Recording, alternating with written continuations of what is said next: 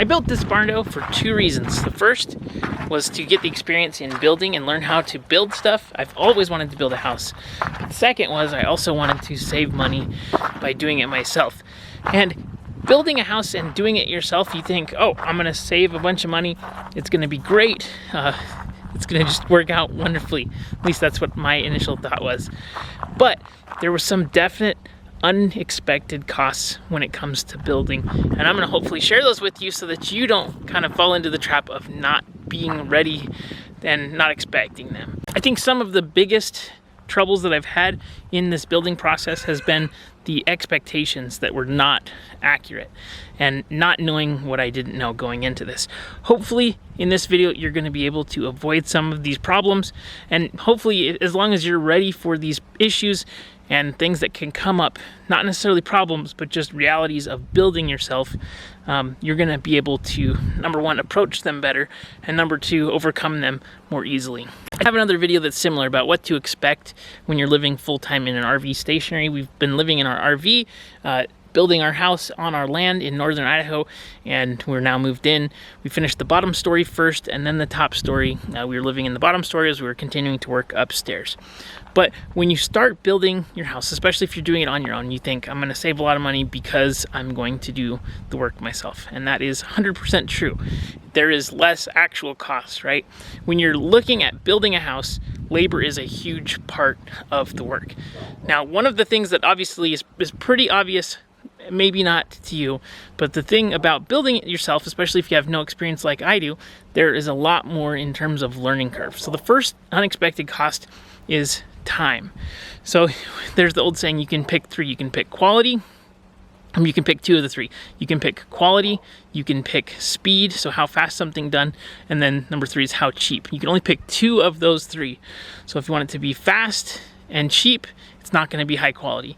If you want it to be quality and cheap, it's not going to go fast. And especially if you don't have experience like I do. Luckily I had electrical experience. I knew how to wire, but that was it, right? I didn't have any finished carpentry. I didn't have any rough carpentry skills. I didn't have any plumbing skills. You know, the list goes on forever. But it just took a lot longer. And that is definitely an unexpected consequence, an unexpected cost, right? Not only is it taking longer to get done, but there's also the opportunity cost of what you can be doing with time, right? I've got little kids, and it's really important to me that I'm present with my kids and that we do fun things and we build memories together and things like that. Building a house is absolutely building a memory together, but was it as fun as like going fishing every weekend like we were doing when we were full-time traveling in the RV? The answer is no, right? There's a trade-off cost. I'm not saying that we shouldn't be doing work, but there is an absolute cost. Last summer, for example, was a lot less fun because we were just constantly building the house.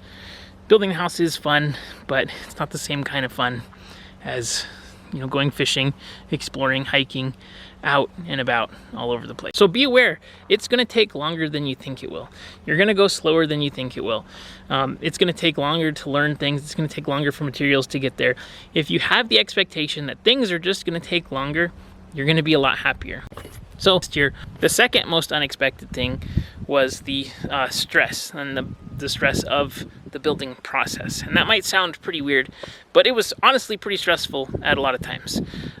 Costs were going up like crazy. Costs are still going up because of inflation. Lumber and things are down now. But when you have just a lot of unknowns going on, you're doing something that you've never done before, you really don't want to mess up. And that's kind of the fear that you have, is like, I can't mess up. I don't want to mess up on this house.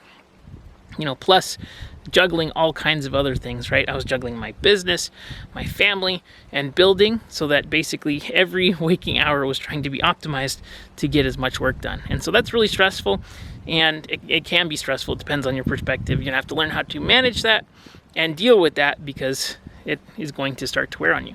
I think relationally too, especially if you're building your house with your spouse, any kind of home buying or home building process is typically pretty straining on a relationship. And I'll say just typically, right?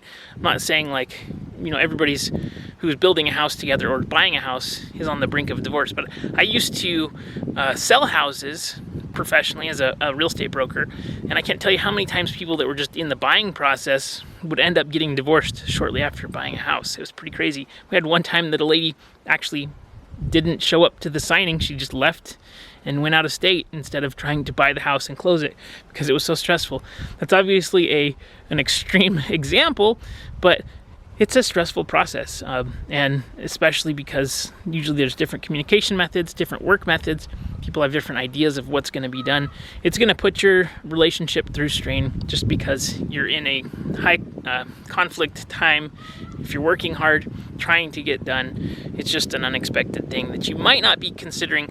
So make sure that you go into it with an open mind, that things are going to take longer, that you have certain goals that you're going to work on together, but ultimately, like, you want to get to the same end goal, right? So you have to all be on the same page and be aligned with what you're doing so that it goes as smoothly as possible, because there's going to be times when you don't feel like working, or you don't feel like building, or you're tired of doing drywall, or your back hurts, or other things like that.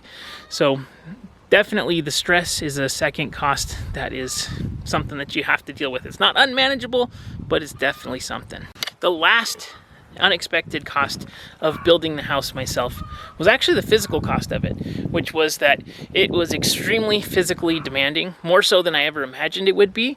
And I'm 35 years old, and so I think I'm in the stage where I haven't been like working out as much as I should have, coming off my 20s where I was a lot more physically fit and stuff.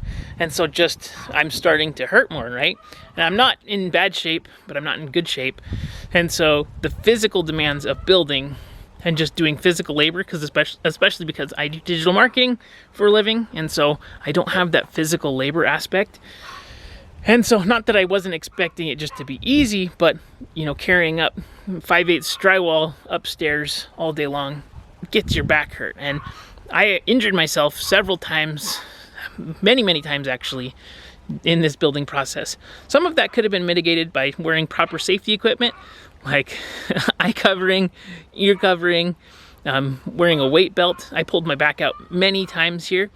And so I just wasn't really expecting that it would be so physical and physically draining. I mean, I thought it was going to be physical, right? You're obviously lifting stuff and building stuff, but just the number of times that I got injured and was out of commission for a week or two was pretty significant in this build, and it definitely was something that I was not expecting. So I think that could be mitigated by just being more smart when it comes to safety equipment, like making sure that you're wearing the right stuff all the time, that you don't just say, I don't need, cutting in your windows on the side of your metal and not wearing safety glasses, and then you get metal in your eyes and it hurts for 3 days and you can't see very good.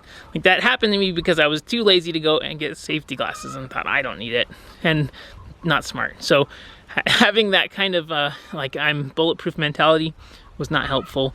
And also going into it thinking like I'm capable, I can do it. I probably should have just continued working out beforehand and getting in better shape. It did motivate me to want to get in good shape, which is kind of cool, but I'll be working out more so that I don't have these problems in the future and take better care of myself. And the last thing that I think is probably the biggest unexpected cost are going to be price variance and fluctuation of prices. And unfortunately, that makes budgeting really difficult.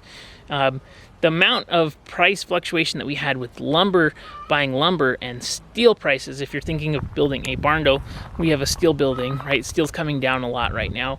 As we enter into a recession, but we have inflation at the same time, it's going to create really difficult to forecast and predict pricing models. And it's just a really strange time for trying to build a house. Hopefully labor prices come down a little bit, but they might not. Hopefully commodity prices come down, but they might not.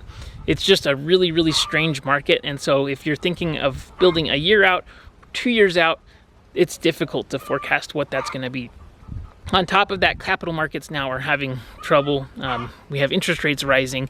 The Fed is trying to contract the economy and trying to restrict lending so that they can help to curb growth and basically match the economy to the supply chain, which seems like a really backwards way to try to fix the supply chain. But hey, I'm not in charge. The thing that I think is going to be difficult to know is what financing and funding will be like, what rates will be like. And again, that's going to be cost of capital, which is going to really affect how much you can afford. all that being said, I think that you can do the best that you can. There's never going to be a perfect time to do something, especially if it's something that you want to do. And you just got to go out and do it, make it happen. The other thing I think too is that if you can have the expectation that it's going to cost more, it's going to take longer, you're going to be good. If it doesn't, you'll be solid, right? You'll be pleasantly surprised. But thinking that I'm going to go through here, it's going to be cheap to get everything done, it probably is setting yourself up for failure. If you have any other things that you think, and if you've been building or experiencing anything, comment down below with what you experienced, one of the unexpected things that you experienced. And obviously these are unexpected costs. I'm going to talk about unexpected benefits probably in another video, because there are so many benefits, right? I don't want to make it seem like this is something that you shouldn't do.